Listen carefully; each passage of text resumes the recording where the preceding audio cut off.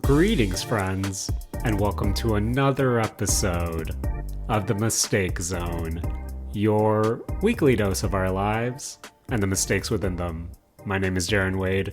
Joining me, as always, one of my best friends in the whole wide world, Matt Alba. Hey, Matt. Yo. How are you doing? Yeah, I'm doing good. Matt, that's great. We're here. Matt, we made it another week, and a little, behind the scenes inside baseball. We got breakfast with each other this morning with a couple of homies. Yeah. And Matt, there's something funny about us planning today's episode of The Mistake Zone in person, and then, 12 hours later, recording it in different, you in the Saturday Morning Arcade Clubhouse, me in Mistake Zone HQ. Life's weird, Matt. Life is strange, which I still need to finish. Yeah, same. Still need to finish. But after last week's episode, Matt, gotta say, you got me, Matt. You got me. We've been playing a lot of Monster Hunter now. Nice. We got him. This past week. And I have to ask, Matt, with another week of Monster Hunter, in the books, how's your battery, Matt? Jaren, it's still pretty bad. It's still pretty bad. Jaren. What's up? Were you gonna drop something about your battery, Jaren? No, I was gonna say that a typical walk around the block for me, that's around 15% of my battery, Matt. Damn. Must be nice. Sorry, I just had to drop that, Matt. But how about you, Matt? How many battery packs are you packing when you're out hunting? Okay, I just bring a power bank now, Jaren, and I don't even wait for my phone to discharge. I kind of just have the power bank going the whole time. Okay. And you got to be prepared, got to be well equipped, because, Matt, there are some monsters out there. There are definitely some monsters out there. I mean, okay, so Jaren, coincidentally, I know we don't usually do news that often on our show, and only when it suits us. And when we do news, Yep, we don't do it at the start. But Nope. Jaren, while we're on the topic of battery, between last episode and this episode, actually, the EU announced a new battery law for phones, and I think it's a very interesting one. Which is it strictly for phones, or did it also include gaming peripherals as well, or is that something else I'm thinking of? I don't think it includes gaming peripherals. The law itself, it refers to mobile devices. So I guess it could be like gaming stuff. Maybe the Switch falls into it now. But the basic summary of this new EU law is that by 2027, all mobile devices are required to have user replaceable batteries. Oh, wow. Which I think is a wild kind of like game changer of a law, and I am fully about it, because I don't know about you, Jaren, but when I think about the times that I replaced my phone, the kind of thing that pushed me to replace it the most is that my battery is no longer holding a charge. Yeah. And I don't know, now that this is becoming an EU law for 2027, which I'll be honest, them basically finalizing this law this week and having 2027 be the, I guess, I'm not sure what word to use, like the turning point of the law or the effective point of the law, seems super close to me for some reason.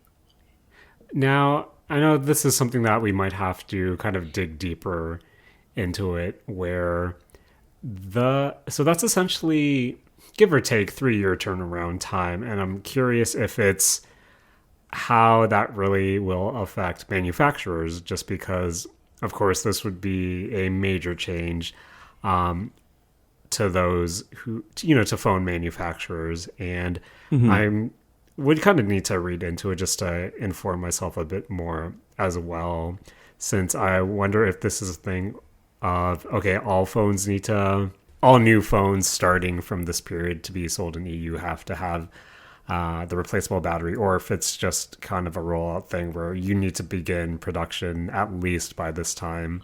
But I'm really curious to see how the adoption will be as well. And just because I've been vaguely following the Activision Microsoft stuff, I wonder if there are other companies, manufacturers that may push back on this as well, or take this to EU court, just to see if this is something that could have some pushback. But in terms of a consumer friendly angle, definitely something that I would like to see, just because I do agree with you, Matt. It's either the battery portion for me that will make me upgrade a device, just because I feel like I've been fortunate enough where the hardware and OS of a device has been pretty steady for me, where it is mostly battery pushing me to upgrade. And if I'm detecting some slowdown, some lag when using the actual phone itself. But for the most part, I've been pretty lucky where everything's been solid. And Matt, say this does turn around by 2027. How much do you think a battery would cost, though? I honestly am expecting probably in the Canadian 100 to 200 range for a battery, which I think I would be okay paying, to be honest. I'm also curious if this law has anything to do with it should be a free market for battery, or if this is a case where, say, only Apple can produce, iPhone batteries, only, Google can produce Pixel batteries. You can't use any other brand for our devices. And in that case, since we corner the market, we're going to upcharge, X amount, where I'm most curious to see what the battery market is, if it is one that is open to other companies to manufacture batteries, or if it is only up to the parent device or the device's parent company to do so. So I expect the first few years after implementation, assuming it does go through, to be a bit rocky, but Matt, the biggest question is, will you still be hunting some monsters by 2027? I mean, I don't know, Jaren. I feel like by 2027 I might be at another. I'm assuming by then the Monster Hunter franchise would hopefully have another installment in it. Because I believe Rise is like on its final DLCs. And Monster Hunter has a good anniversary coming up where everyone expects them to announce a new title, correct? Oh, I don't know, Jaren. I actually haven't been, like most other birthdays in my life, I haven't really been keeping track of Monster Hunters. No worries, Matt. I think that's for the best. And once that does get announced, I think that would be something to talk about as well, just what your hopes are for the next game. But while we're in the now, Matt, we've gone through battery talk. Let's just get to a update for Monster Hunter Now. Another week, Matt. What's your hunter rating, or whatever it's called? I'm pretty kind of low. It really slowed down after that first week for me. I think I'm somewhere in high 20s, definitely not at 30 yet. I just reached 29 this evening when I was on, our evening walk. And Matt, for that hero rating, does that really do anything for your character? I think that's a lock point for weapon types. So I think after you hit a certain point, it probably won't matter. I think at some point it's just bragging rights. But yeah. I think that's what's locked behind Hunter rank. Matt, what's your take on the Hunter rank not refreshing your health when you hit it? That's disappointing, but I understand why as a free-to-play game it's like that. I remember how after a hard fight battle with some giant, this was early on in the game when I first started, and after I fought with a large monster, it got the better of me despite winning. I was, I think, a single digit HP after that encounter. And when I leveled up my hero ranking and I was still, single digit HP. And I do understand from a free to play perspective where, that could be technically abused in some capacity. But at the same time, I think from a player, morale standpoint, I was really looking forward to that just because, as you mentioned last week, having your HP kind of gate your play session unless you do want to pay.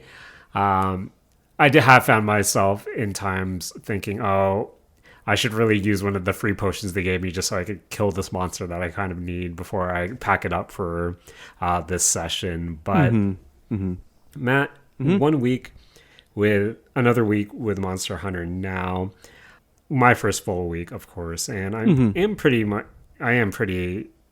enjoying it for the most part.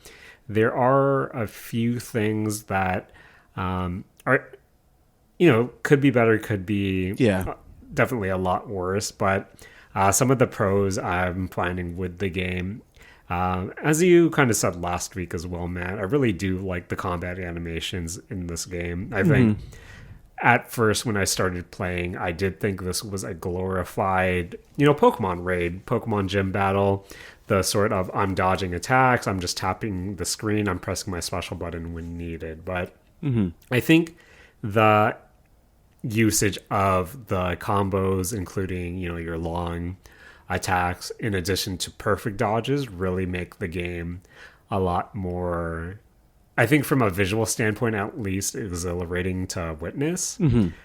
I love me some perfect dodges, man. Oh, man.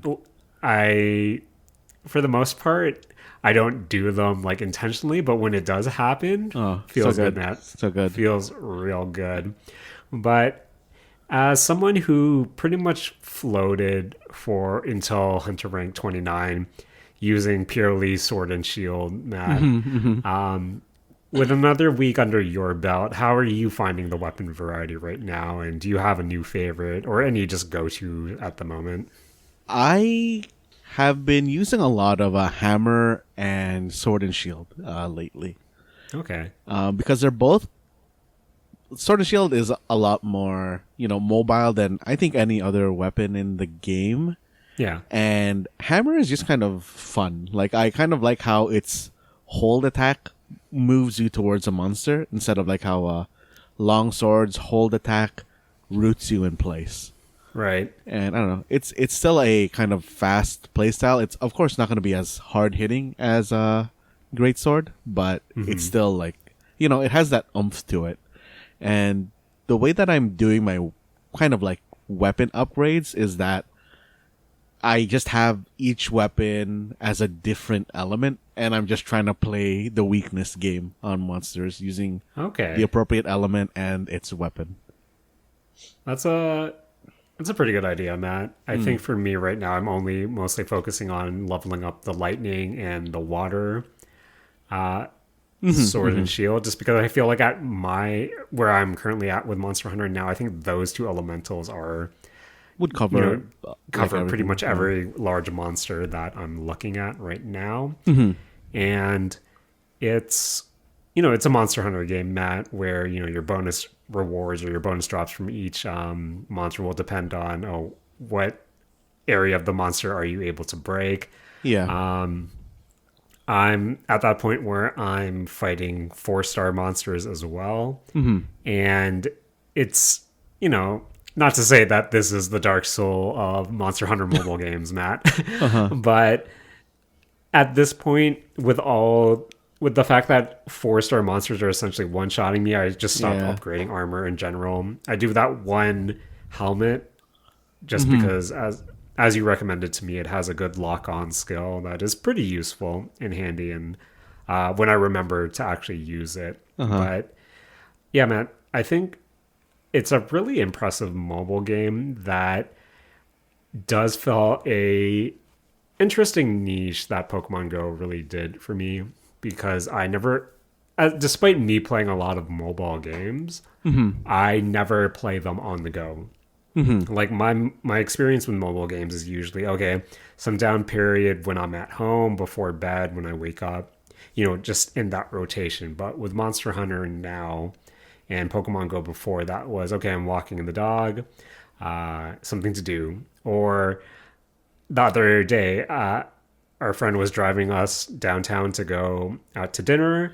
I thought, okay, red light, I'm going to open up Monster Hunter now and seeing what I can get. And this is something that is acting like a companion piece when I'm out and about, just to see what's around, which is really nice. And I think that's how I'm going to treat it moving forward, just opening it up, seeing what's around, try to build up some weapons.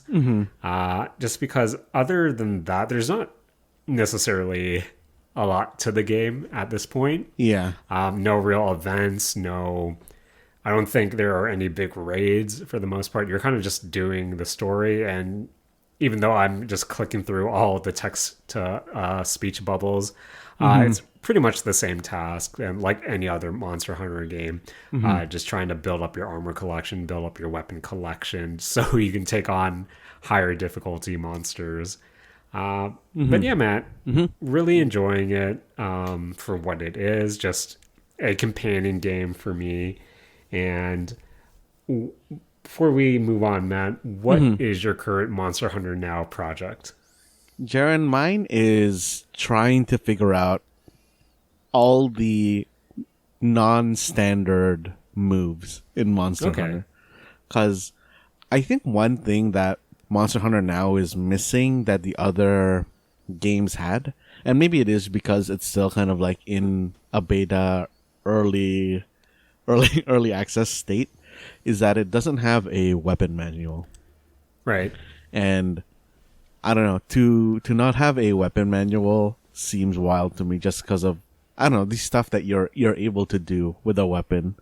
And I don't know, like just kind of like messing around with weapons, seeing where all the kind of techniques and stuff are, is very, I don't know, kind of like interesting to me right now while I'm trying to figure out, just like get the rhythm of the game going.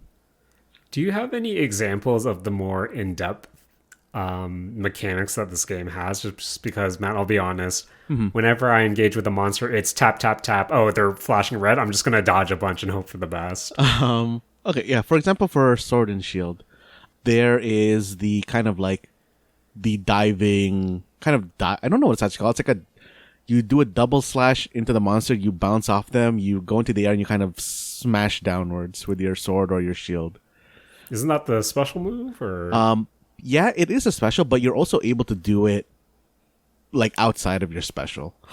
Like for example, if you block an attack, you can use the recoil to go into a different like triple tap animation, which is that attack. Or if you are blocking and you do a dodge backwards and then do the triple tap, you go into that attack animation as well.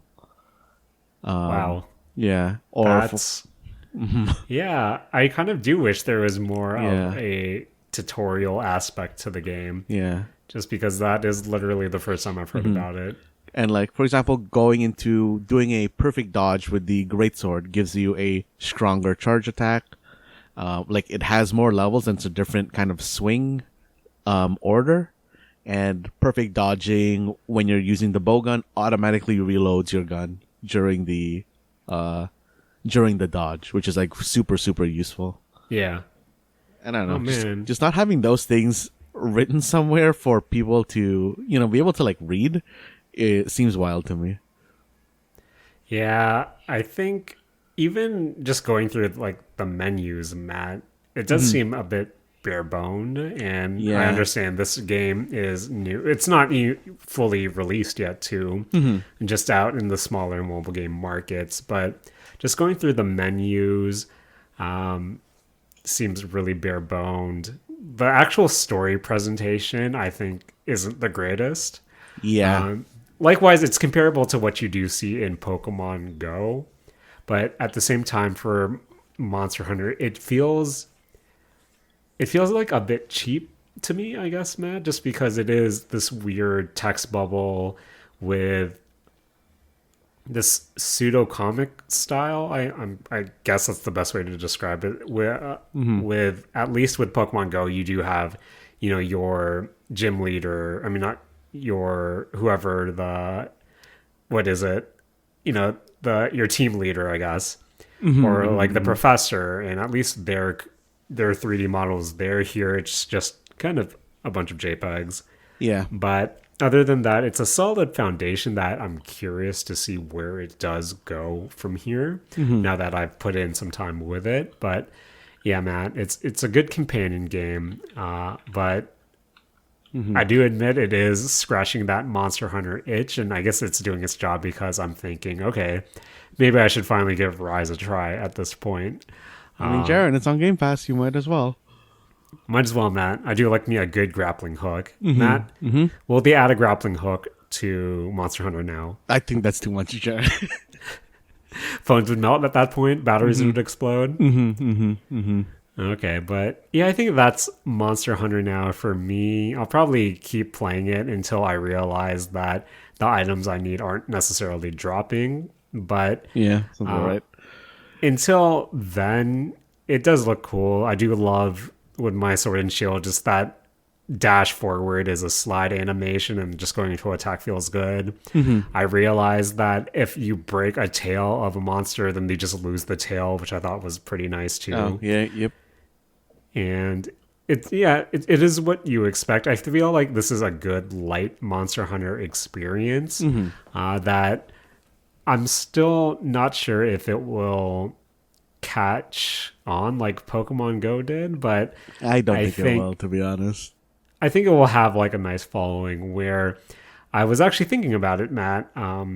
If you do play this in your time in Japan, I feel like you might be able to get a few group hunts going on, especially if they do introduce because I'm assuming, Matt, this will be similar to Pokemon Go, and there will be raid functions at some point. I feel like there has to be. Like Monster Hunter itself within its series has had a couple raid-like things, so I wouldn't be surprised if they plan to incorporate that in the future.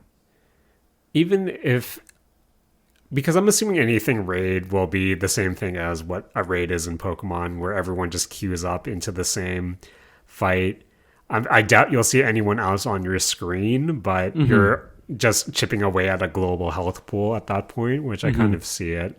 And I think that would be pretty cool, where if they do the same thing as Pokemon Go in the beginning of the raid, you're just going and scrolling through everyone and seeing their hunters, seeing their weapons. I think that would be a really neat community aspect, and kind of envious, Matt, because I feel like in Japan you'll probably get some group raids together if it's out by then. I doubt that will be the case for me anytime soon. But yeah, Monster Hunter now, worldwide release, or I think full North American release in a few weeks. Currently out now in Canada. And Matt, totally forgot to ask you to hunt some monsters earlier. Not that there was anything good in the area from what I remember. Maybe one day, Matt. Maybe one day. Actually, Jaren, before we get too far away from Japan, okay, Jaren, when you went to Japan, or like any times that you've gone to Japan, do you use the JR Rail Pass, or did you use the JR Rail Pass? The first time we went, we got a JR Pass. The second time, we did not. Okay, Jaren, the JR Rail Pass, starting in October 2023, is going to increase in price, Jaren. Oh. And Jaren, with the knowledge that it is increasing in price, I want you to guess the percentage increase that it's going to go through. What do you think the number is, Jaren? So, correct me if I'm wrong, Matt, but the JR Pass, isn't that semi-exclusively for, foreign tourists? Yes. I guess for the people who don't know what the JR Rail Pass is that there is a train company called JR, and they, of course, have a bunch of kind of train lines. The kind of most important train line being the Shinkansen, which basically connects all of Japan using high-speed rails. And the reason that the JR Rail Pass exists is to promote tourism for foreigners to Japan. And what it is that it's basically a all-you-can-ride for 1 week to 3 week pass that lets you use almost any train line within the JR kind of train system for basically like for free, as long as you have that pass within that time. And it is a real money saver with regards to traveling on the Shinkansen if you want to cover kind of a lot of land distance for Japan.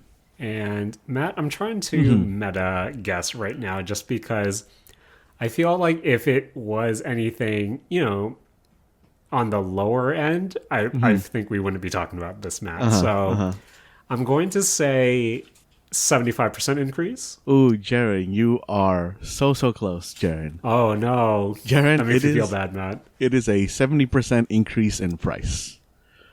Matt, correct me if I'm wrong, but as value as the JR Pass was, it was still on the pricey end just because on the second trip that we took recently, I think it was a point of discussion amongst our friends that we wouldn't know if we would get the most value out of it at this time, at the very least. I mean, there's a lot. When you can buy the rail pass, there's also a kind of calculator that they have now that says, "Hey, plug in your trip here and see if you're going to break even on this rail pass or not." Right.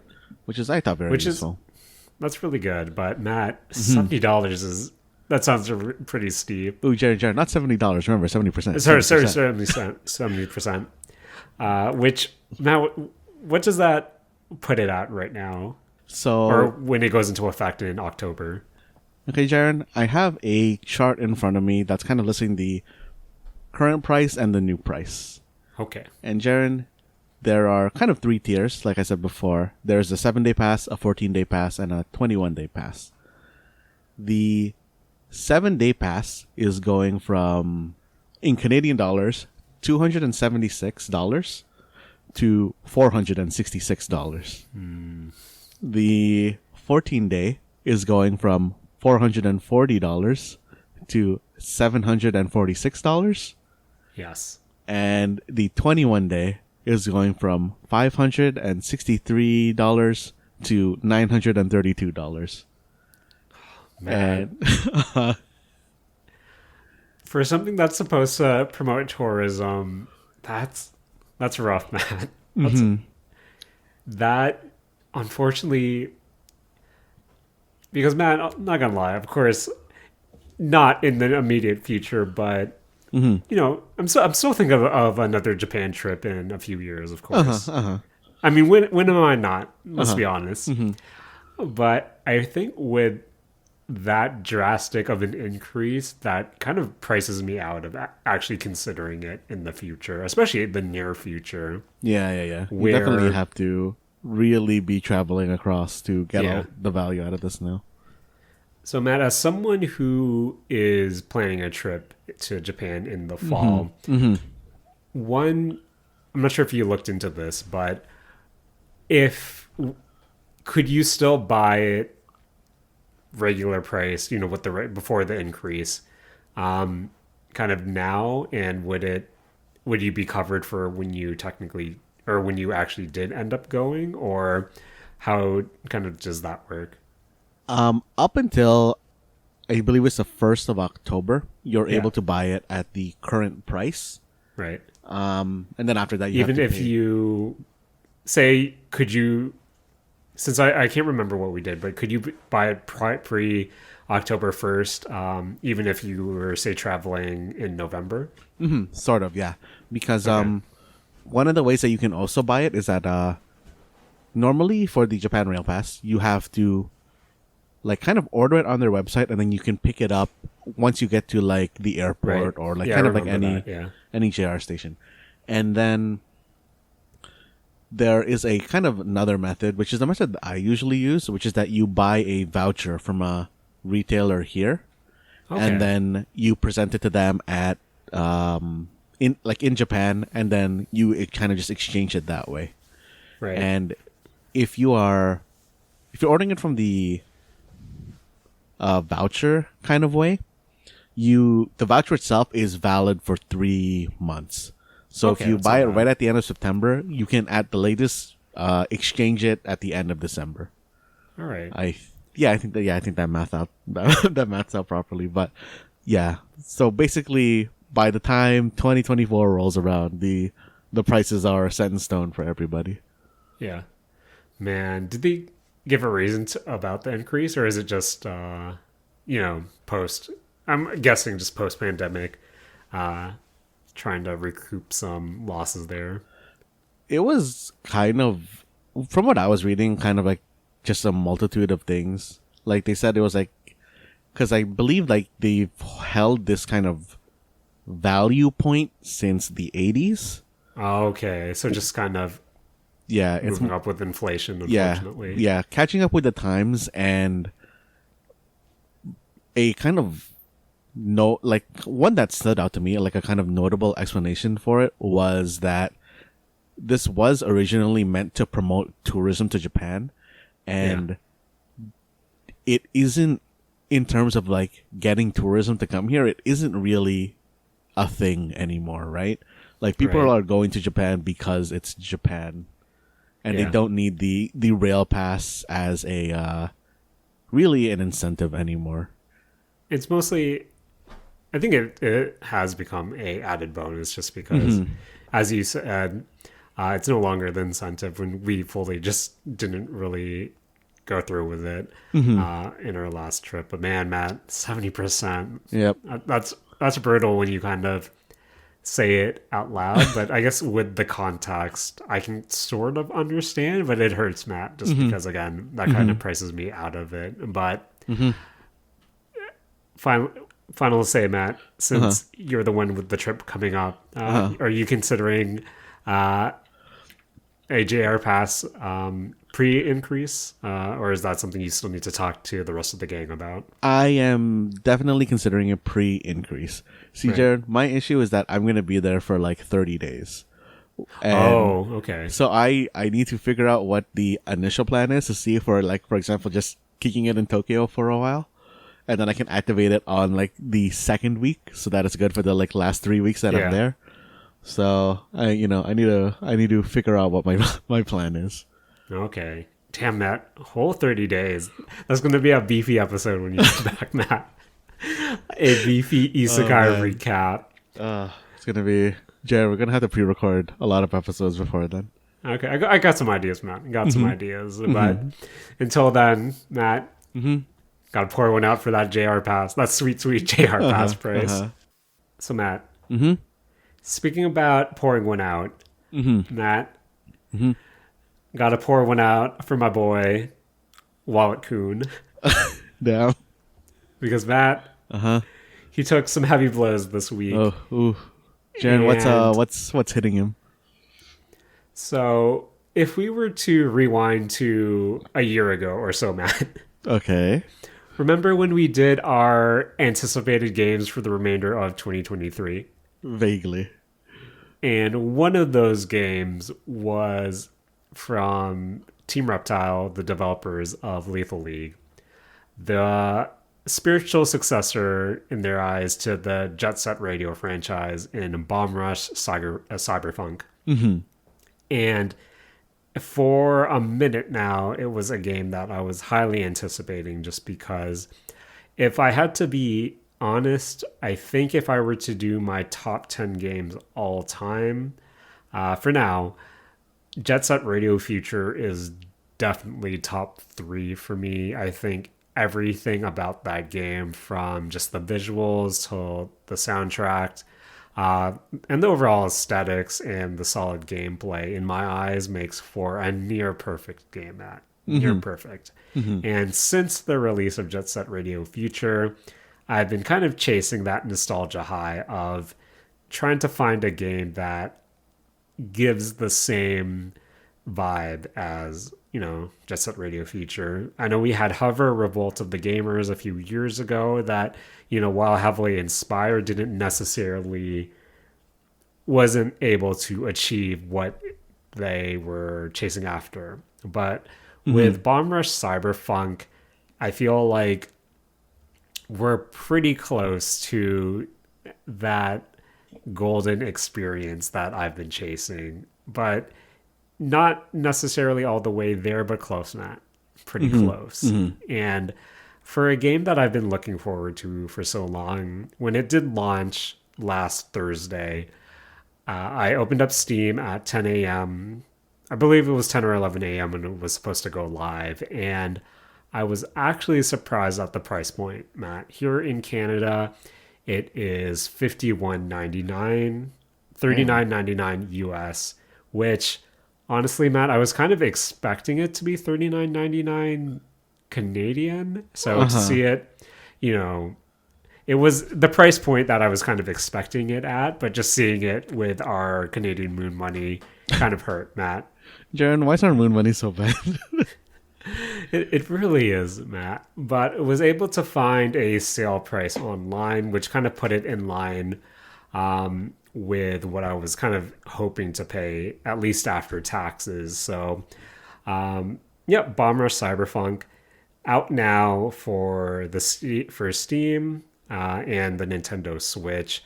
I've so far exclusively have been playing it on my Steam Deck, Matt, and it actually runs really well. Where it's not, a graphic powerhouse. It isn't really heavily demanding, but for some reason, Matt, when a game runs really smoothly on my Steam Deck, I'm just really impressed. I think I've only run into one issue in kind of early game. I was watching a dialogue exchange, and all of a sudden the screen went black. But I was able to pause the game still, which brought up the pause menu. So at that point, I just quit the game, and then reset that scenario. The cinematic was able to play as it was supposed to be. But Matt, Bomb Rush Cyberfunk does give this, nostalgic feeling that I have, especially when it comes to your cast of characters. When I did see the starting trio of the Bomb Rush crew, it really gave me this, nostalgic feeling that I was like looking at the GGs from Jet Set Radio Future. Same mannerisms, pretty much the same look, down to the weird faces that just seem to be funny textures pasted onto the model themselves. But when you're introduced to their Bomb Rush hideout, it's so reminiscent of the GG's hideout from Future, that except just kind of on a bigger scale, which to me, Matt, made me feel like I was coming back home after, what is it, like 2 decades now, Matt. And I think there is something that I kind of mentioned when I was telling you and Rakush about AEW Fight Forever, where I played a lot of the N64 Aki wrestling games, which, Fight Forever was trying to recreate. And likewise, I've played a lot of Jet Set Radio Future. I think I've replayed it half a dozen times at this point. Doesn't run the greatest on the Xbox 360, but that's the only way I can really replay it when I do want to. But it's one of those things when comparing Fight Forever to the Aki predecessors and comparing Bomb Rush to the previous Jet Set games, where you have this muscle memory when it comes to those classic games that doesn't really apply to their modern counterparts, and that feeling's kind of there, but it, what I mean, it doesn't have that special that you're used to. Like something's just a bit off, where it, despite having the look, having somewhat of the same feel, there's something about it that's just different enough that doesn't give you that one-to-one experience. And not that these games are supposed to, but that's always something in the back of my mind, that whether I'm playing Fight Forever, whether that I'm playing Bomb Rush, I'm thinking, oh, this isn't what I'm supposed to, this isn't what I'm nostalgic about. This is their own thing, and I have to be kind of, made aware of that from time to time. But the thing with Bomb Rush Cyberfunk that really gets to me is how, I want to say, demanding and more difficult it is in comparison to the old Jet Set Radio games. And what I mean by that is with Jet Set Radio Future, I feel like it had this snappiness to it where you didn't necessarily have to be that, precise with your jumps, especially if you were trying to do certain grind combos or just sequences where, for the most part, it would generally snap you to the rail as long as you were kind of going in the general direction of it. And it really wasn't making you do anything really that intricate. I know for a lot of the time trials, you would have to really hone in on your line to be able to, meet all the score attacks. But for the most part, that was like late game stuff. I think with Bomb Rush, that one thing that is throwing me off, especially in the early game, is that for the game itself, it is a lot more demanding. You have to be a lot more precise, especially for some of the combo lines that they expect you to do, even relatively early in the game. I think one of the side activities you can do are these combo challenges where there are these little guys sprinkled throughout the level. They're kind of like robot cutouts with hands sticking out that you high five whenever you skate by them or trick by them. Nice. And you have to get all of them in the same combo for you to unlock a unlockable for the level.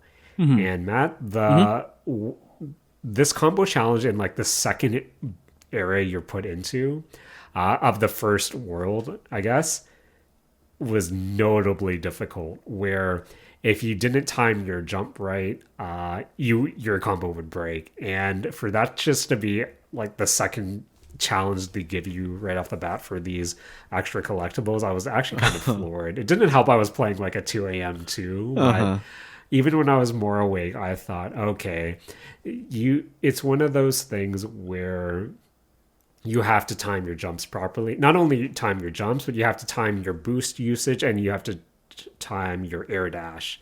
And it's one of those, okay, if I don't, I have to boost now and then air dash, because if I air dash and then boost, I'm just not going to make the wall ride for me to continue this. And I think that was really jarring when I first was experiencing the game. Jaren? But what's up? Do you think that like takes away from the game? Because I remember when I would play Jet Set Radio or Jet Set Radio Future, that kind of just leisurely exploring around and grinding stuff was a lot of the time I spent in that game.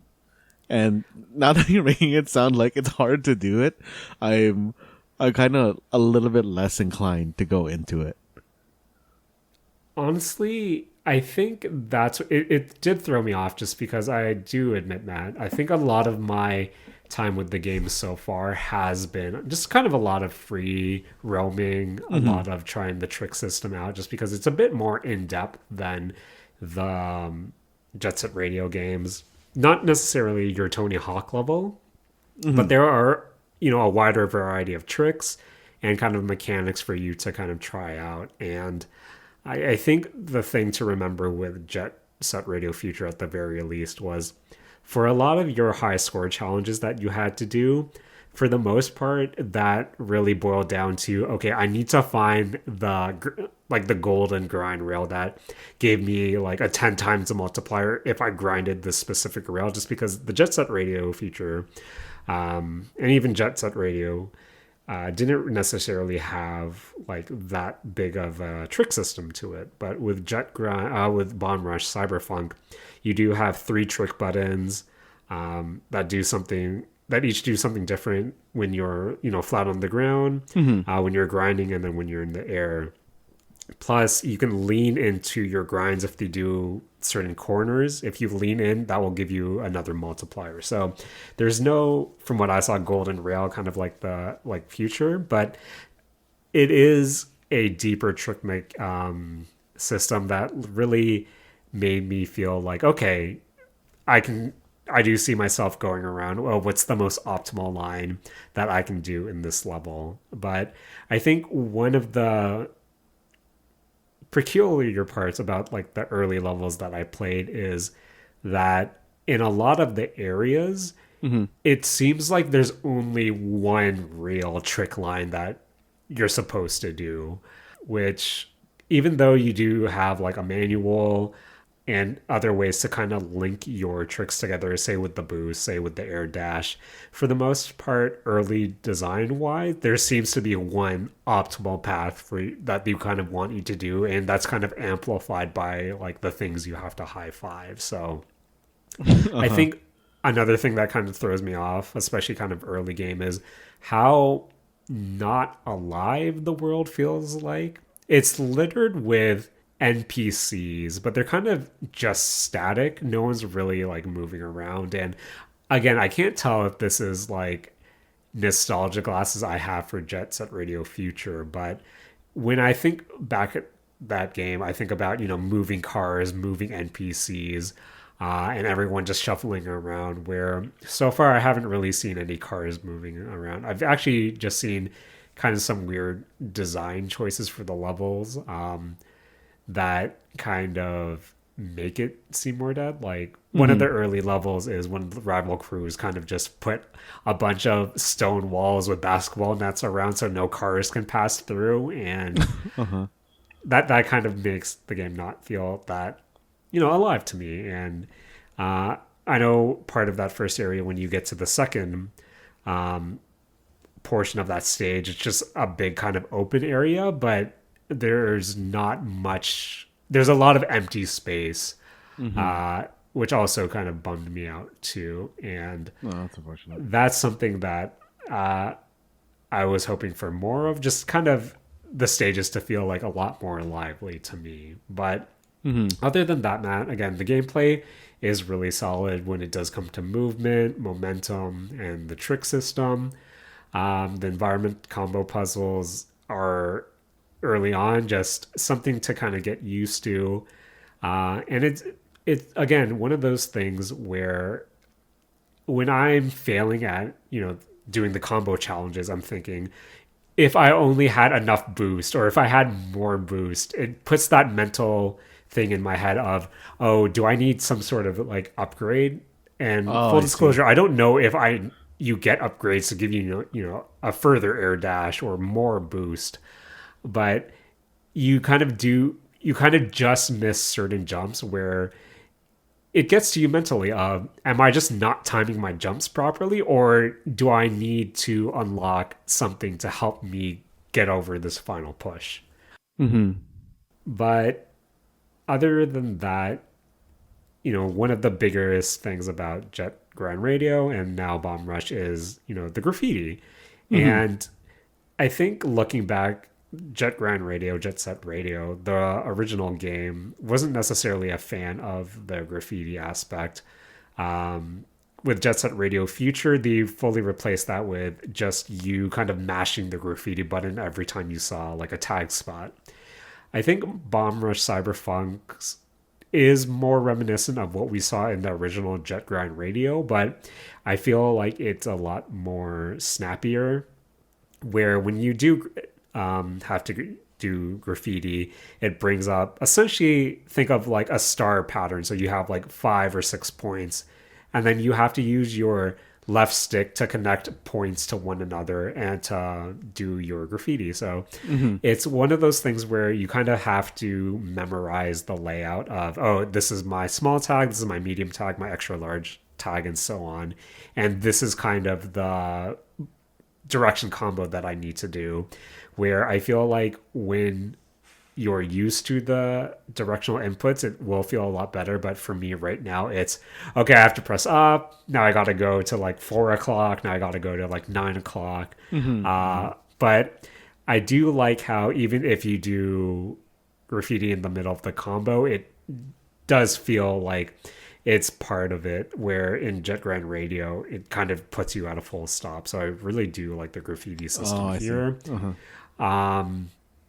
And Matt, we have to talk about the music because that's what Jet Grind is known for, that whole aesthetic, and it's a really killer soundtrack, Matt. I do really do like how it does lean on that electro funk that you're more so used to when it comes to, Jet Set Radio and Future. I know Hideki Naganuma, he produced a few tracks for here. Still solid. He still has it. Matt still has it. What I did notice is you don't have those random licensed songs like, Rob Zombie, Jurassic 5 that were kind of sprinkled into the first two, or not the first two games, but the Jet Set games. These should have just brought back Scapegoat Wax's Aisle 10, Hello Allison. Always a classic. But for the most part, I really do love the Bomb Rush soundtrack. But Matt, combat is probably the weakest part of Bomb Rush when it comes down to it. I mean, the combat, from what I remember, was also not the best part of the previous Jet Set games. No, in Jet Set it's bad, but here it's not great. It doesn't. Your attacks don't really feel like they have an impact. I also feel like, from what I saw, there's no real lock-on button. I'm pretty sure you had one in Jet Set, from what I remember, but here, especially when they're throwing different enemies at you, it just feels weird and clunky. So the few boss fights I also did weren't as satisfying as, the ones that I remembered from Jet Grind. I keep talking like these are in the same franchise, but I guess that's what you get when you have a spiritual successor. But for the most part, Bomb Rush is able to, scratch that itch for me. Like, I do like the characters they introduce. I think, Matt, the story is like weirdly existential in a weird way as well when you kind of think about it. Behind the guise of, hey, this graffiti crew wants to go all city. They want to be the best, tagger crew in the whole. New Amsterdam is the location. But Matt, can I go into kind of the outer layer of the story past the whole crew representation plot point? Go for it, Jen. Go for it. So in the beginning, you play as this guy named Fox. And he's currently in jail. He gets sprung out by one of the members of Bomb Rush. So they escape. And when they're, running on the prison roof, they see DJ Cyber, who is like the leader of the #1 crew in New Amsterdam. He sees Fox run by, throws a record at him, boomerang style. Amazing. And slices off Fox's head. like pure decapitation. And so Fox, quote unquote, wakes up, and it's Fox's body with a robot head. And okay, that wouldn't have been the way that I thought that particular thing would break. And the robot is, just a spearhead. It's like, hey, we got to work with what we got. You're the robot now. You have Fox's body, but you're kind of a robot named Red, because the robot's head is red. And it's up to Red takes it upon itself of, okay, the crew explains that DJ Cyber, is this weird tech freak where if he decapitated someone's head, he probably still has that head in some capacity that's probably alive in some way. So Red's, other than the crew's story of trying to be all city, Red takes it upon himself of, I'm going to go find this guy's head. And it's this weird mishmash of, okay, you know what you know where I'm coming from, Matt? Where it's weird that Red, who's Fox, is trying to find Fox's head, but Fox is a different entity than Red. I don't know. It's kind of weird, man. It's kind of weird. Jaren, please tell me that Fox's head is like one of the main antagonists. From what I saw, I'm not sure, to be honest. Okay. I'm not that far in the story. Okay. But yeah, I really do like the character designs, really reminiscent of, the style that they're going for. I also do like how not just it's not just rollerblading. You do get a BMX bike early on. You do get a skateboard, and you do get your roller skates. So there are a different variety of like quote unquote vehicles that you do get access to, but it's still the same, in line with what you expect to do out of this game. So yeah, overall, it was a game I've been looking forward to for a while now, and now that it's finally here, it is for the most part everything I wanted it to be. Again, I'm holding it to pretty much an impossible standard with where I have placed Jet Set Radio Future. And Matt, it kind of begs the question of when you have a game such as like Bomb Rush Cyberfunk, and even in a way AEW Fight Forever, when you wear something of inspiration on your sleeves, especially when it's something kind of as niche as Jet Set Radio, can you even stand on your own as a product, or are you kind of doomed to be just cosplay in a way? And I think that's what I'm kind of battling when I'm playing on through Bomb Rush right now, where it's a good game, it's really solid, but it's, to me, trying so hard to be a new entry, or at least recapture what everyone loved about Jet Set Radio Future, where it's hard for me to actually talk about it in its own merits, just because it's in such a heavy shadow that I'm personally invested in. And I was gonna ask you, Matt, have you found yourself in any similar situations where you played a spiritual successor to something, but it's hard for you to separate it from the shadow it kind of lives under? I can't really recall anything right now. Like, the only thing that's really coming to mind is the whole debacle of I forgot the name, Jaren. What was the name of the kickstarted Mega Man successor? Oh yeah, I know what you're talking about. Mighty Number 9. Mighty Number 9. Yeah, Mighty Number 9. Mighty Number 9. Like, just when I think of spiritual successors, I think of that. I also just always think about how you bought like the Wii version of, what was it, the Castlevania spiritual successor? Oh yeah, Bloodstained. Yeah, like, I feel like if you are going to market as a spiritual successor, you are really, really setting yourself up to fail, even if you have a good product, or you like need an excessively good product to really land it. Whereas I think of stuff like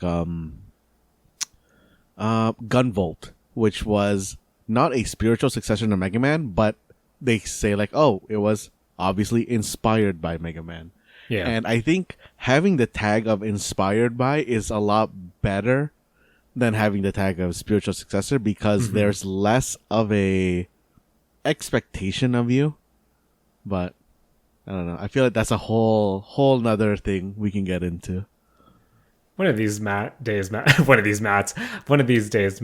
possibly for one of those future episodes that we need to do when you're in Japan. But yeah, Bomb Rush Cyberfunk, if you're looking to scratch that Jet Set Radio itch, I do think this is the closest we've come to since the release of Future. And I know Sega is trying to look into a new entry in the Jet Grind franchise, back with their initiative of making these super games. But again, it's so hard to capture something that you hold so near and dear to your heart. So I do give it up to Team Reptile for what they were able to accomplish with Bomb Rush.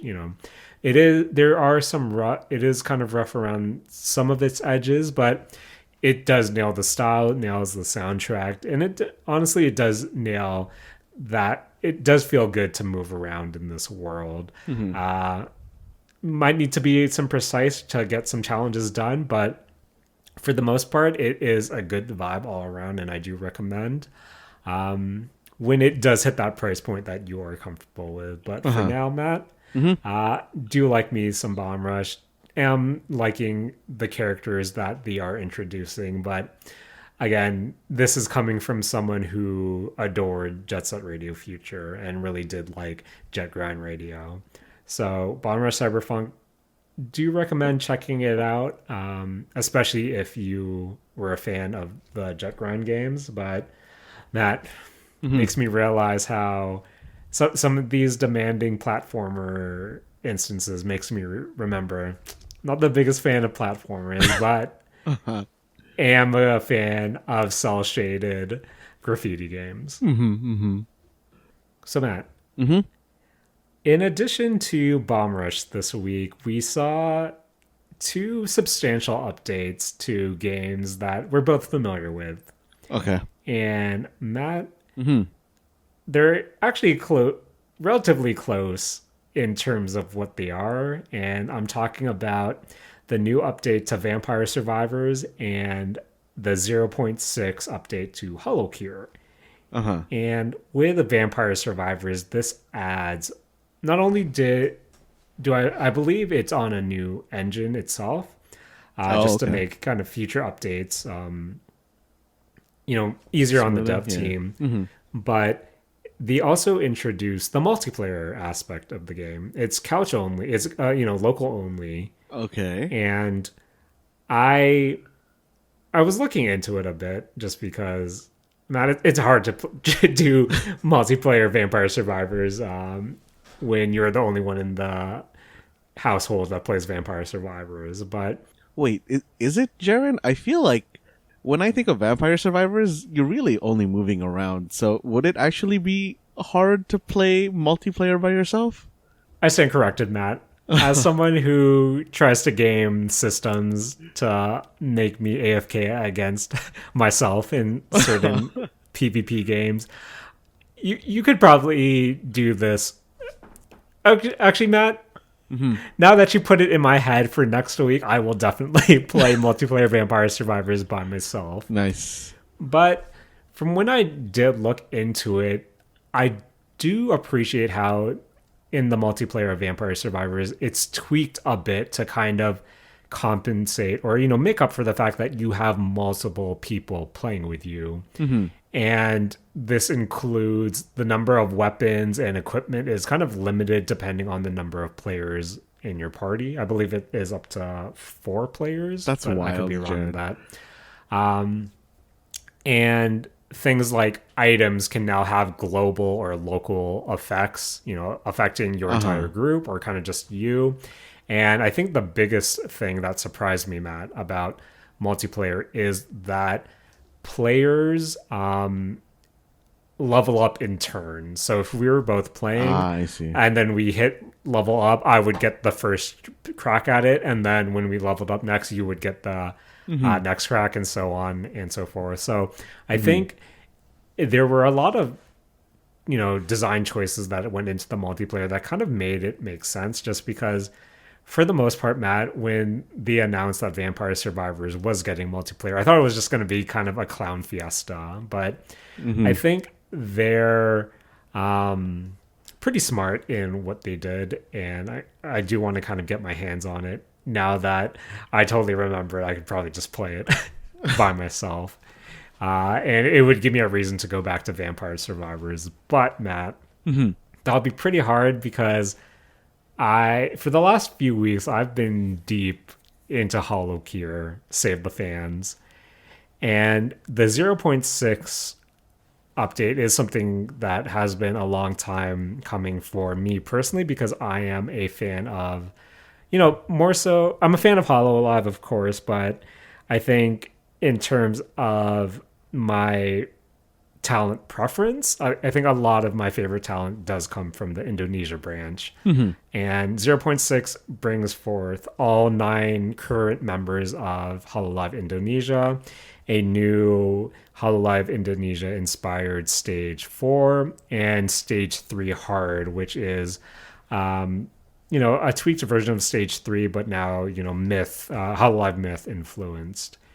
And kind of just going into kind of base Holocure for a second, we've talked about it a bit on the show previously, Matt, and this is within that survivor realm, but I think we both agreed that Holocure more doesn't really fit in that twin joystick shooter more so than kind of survivors, despite having those roguelite mechanics, just because I feel like with Vampire Survivors, you can pretty much go AFK relatively early on. Maybe, I think by at the most minute 15 or so, you can probably be fully AFK at that point. Mm-hmm. And especially with the change of, hey, just pick up my upgrades at random, you can just, walk away until your run finishes. Mm-hmm. Mm-hmm. But with Holocure, especially with the newer levels and the hard levels, it is something that you have to be kind of on your toes about. There are a few AFK builds, but even then, there is still room for error, things, room for it to go wrong, even when you are kind of maxed out in your armory, maxed out with your upgrades. Mm-hmm. But with Hololive, Holocure 0.6, we got the new ID girls and Matt. I feel like from a gameplay perspective, there are a lot of fun kits this time around as well. Mm-hmm. Just, visually, really a fan of Ollie's playstyle. She's kind of like a melee character with her tried and true charge rifle special. I do like Risu and how she's able just to spam a bunch of nuts on screen. Eofi's paint ultimate or special is also really cool as well. And Kyla is, I really do like her mechanics, which really, she's really made for endless runs just because I think I think she can have anvils drop on her opponents or the enemies, and there's a percentage of those anvils being turned into upgradable anvils. So, Mm-hmm. uh, just a lot of fun flavor text all around. Characters are really fun. And it's Holocure, man. It's just more twin joystick goodness. But, Matt, Mm-hmm. this update also brought forth the Holo House, Yes. which is... Matt, have you dabbled into the 0.6 update of Holocure? Jaren, I have not, because I'm kind of dabbling internally before I start the game. Because I think I told you personally that I built a new computer, and that means that I don't have any of my old saves, so I don't have my Holocure save, and you've graciously sent me your save as a starting point, so I don't have to do the regrind. Yeah. But Jaren, I kind of want to do the grind, but I also don't want to do the grind. I'm watching Hololive Talents just play Holocure, and it makes me want to go through the grind again, especially when I'm watching Advent, who are all doing the grind from the start. Okay, fair enough, Matt. Fair enough. A lot of my friends that I offered my save to have been debating the same thing, but Matt, the Holo House addition to this game is this, chill out area that they added in 0.6. Mm-hmm. It's essentially a light, lifestyle sim, whatever the Animal Crossing genre is. Mm-hmm. You have your character in this open environment, which you're able to fish. And I do like a good fishing mini game, Matt. And in terms of Holocure, their fishing mini game is, you cast when you get something hooked. Instead of, just pressing A when the bobber goes underwater, it brings up like a pseudo rhythm game where you have a bunch of directional inputs coming your way. You just have to hit them with good accuracy and when you fill up your meter, you get your fish. And then as you catch more fish successfully in a row, you get a higher combo multiplier, and then you get more fish in return for you to sell and in turn buy better fishing rods or convert to in-gold money. Likewise, you have a field that you can plant crops, you have different soil, you have different seeds that you can plant, and then you can take those ingredients to either cook or, Matt, you can use them as food for your employees. Because, Matt, there's a low-key manager aspect here where you're able to hire up to 10 employees, quote unquote. And these employees are all based on the fandoms of each of the Hololive talent included in the game. Jaren, Yes. I have a. Did you submit your name for? Yes. The thing? Okay. Did you find yourself? I haven't found myself because Matt, there are a lot of names and there are a lot of fans to go through. But so essentially, you hire up to 10 characters, and then essentially it becomes a clicker game of over time they'll accumulate coins for you to get, and then they each have their own level, and you can level them up by feeding them. You have to feed them to give them stamina for them to keep, incurring currency. But then when you feed them enough, they'll level up, and then hopefully they'll become more efficient in getting you coins. So there's that aspect. And Matt, from what I read, there are different rarities. So one, I hope when you're level 4, you're able to get the platinum characters. So Matt, not only is it trying to find yourself in the fandoms that you submitted your name for, but it's hoping that you find yourself as a gold character, as a platinum character. Is that randomly assigned as well? Yes. Well, when you start off, you only have access to bronze characters or rarities, and then as you level up your manager role, you're able to get different ones as well. I see. And finally, I think the biggest inclusion of Holo House is, your actual Holo House, where you can buy furniture using the in-game gold, which, you also use for upgrades and character gacha and costumes. And you're able to kind of furnish your own house, buy items, and kind of customize it to your heart's content. And I think with the introduction of 0.6, this was the official Steam launch as well. Still in early access, of course. But it's actually really cool just to see how positive a reception the game's getting. The fact that this is still a very small team, pumped with the content, and that they're even adding more. I know if you explore the Holo House area enough, you'll get to the Easter egg that really implies what the next update will entail and kind of who will be involved in that update as well. And kind of not going into it where, I think the Holo House was a really smart addition just because it does give a variety of what you do. It isn't just another survivor game. It isn't just another twin stick shooter game. It does give you some downtime with, very light fishing, very light farming, very light manage sim, and, very light interior designer sim.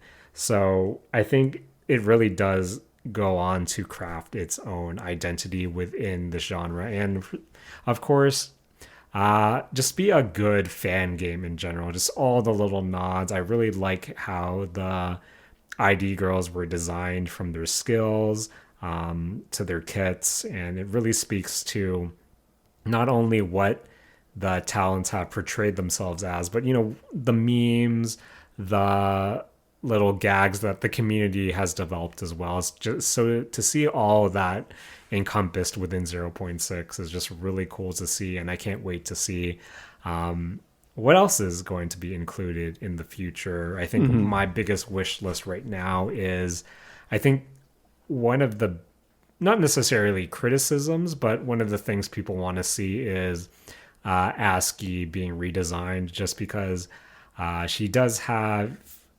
arguably a pretty generic kit that is really idol inspired, but given the rise of her playing GeoGuessr and her 0-point guesses, I think KU, the developer, said that it is something that they're considering for the future. And I was going to ask you, Matt, when you have a redesign, something like that, which in theory might drastically change her kit or aspects of the kit, from a preservation standpoint, would you want to see ASCII's old kit be port to someone else, or would you want it fully replaced? I think it should just be fully replaced. I don't know if porting it to somebody else or doing something like alter ASCII would be good, because then you're kind of setting I feel like you're already, I guess, setting precedent by updating their character move list based on just like what they're doing now. Yeah. Because I feel like that does set a kind of slippery slope of when do you update a character's thing to match what they're currently doing. Yeah. And I know KU, the developer has said that, he's really trying to be courteous of if a talent has like a request that he really does want to take that into consideration. Mm-hmm. But then I also think from like a design perspective, when do you think a character is complete?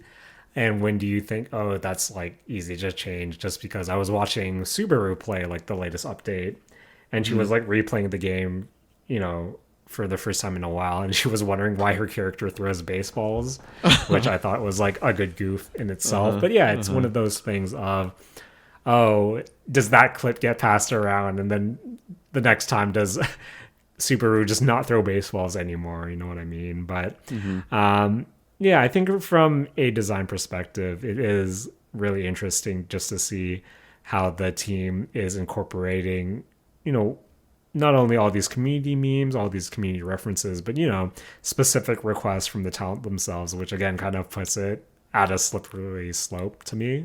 Mm-hmm. But Matt, Mm-hmm. so one of the references in Hollow House kind of indicates where we're going next of who the next character sets will be. Yeah.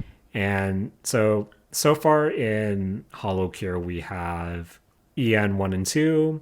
We have, from the Hololive JP branch, we have 0, 1, and 2 in gamers. And then for ID, we have 1, 2, 3. Mm-hmm. Matt, for the most part, Gen 3 of Hololive JP seems to be a lock. Yep. Do you think, with Advent debuting, do you think it's 3 and 4, or do you think it's 3 in Advent? For 0.7. I hope that it's 3 and 4. Mm-hmm. Like, as much as I understand that, like, hey, Advent is the new gen, I kind of hope that it's more so going to be 3 and 4. Yeah. Because I think that if Kyla wasn't such a big fan of Holocure, ID wouldn't have gotten put in this patch. Like, I think it would have been 3 and 4. Like, I feel like they deviated their for lack of a better word here, like character roadmap because of like Kyla. Kyla's so good, man. Yeah. No, I kind of see. Talent. Yeah. I kind of see what you mean as well, just because I think from.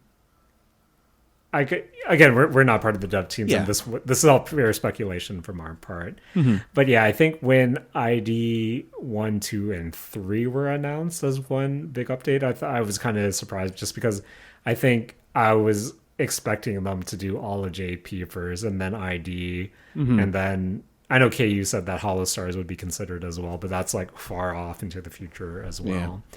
Yeah. And I don't think Stars goes in while there's an active live generation that isn't in. That isn't in, definitely.